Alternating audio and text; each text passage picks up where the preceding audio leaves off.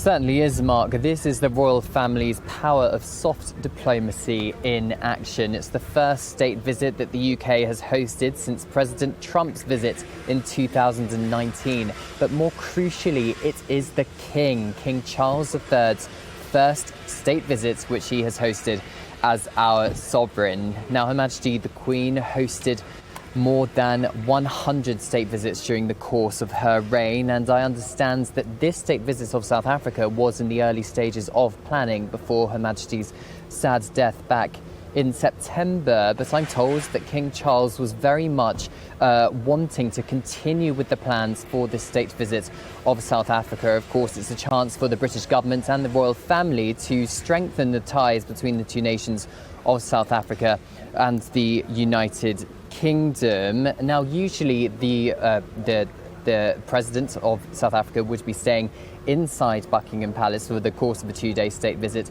That isn't happening this time, as I understand it, and that's because Buckingham Palace is in the middle of a 10-year resurfacing programme, so he's staying in a luxury hotel instead, somewhere in central London. But today it was all about the pomp and ceremony of Great Britain, starting off at Horse Guards Parade with an official ceremonial welcome involving more than 1,000 soldiers, 230 horses. The King and the President of South Africa, Cyril Ramaphosa, inspected the troops, number 7 Coldstream Guards. There was also gun salutes in Green Park at the Tower of London as well. He had the chance to be introduced to the Prime Minister, Rishi Sunak, the Home Secretary, Suella Braverman, and Foreign Secretary James Cleverly by the King. And then there was a magnificent state carriage ride from Horse Guards Parade to here at Buckingham Palace, using the Irish state coach and the Australian state coach as well,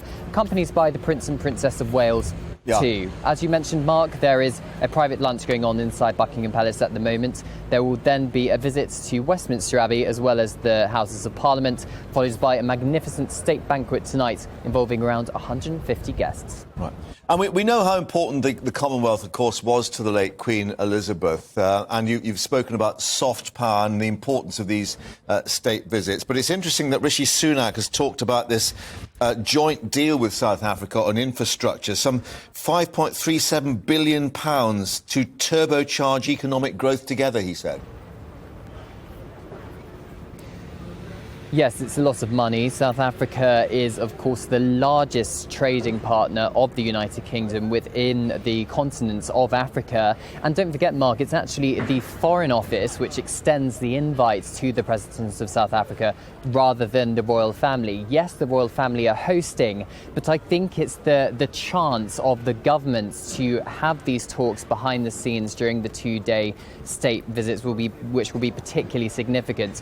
Tomorrow, the president is expected to have a bilateral meeting with Prime Minister Rishi Sunak within inside number 10 Downing Street, where no doubt these kind of trade talks will be continuing. But as for the royal family, it's their role to be the host, as you like, give the hospitality, the pomp, the spectacle within inside Buckingham Palace, and not be too overly political, almost buttering up the foreign head of state to then go to Downing Street and the Houses of Parliament to meet with elected politicians to really thrash out these trade negotiations, to deepen the ties between the United Kingdom and South Africa.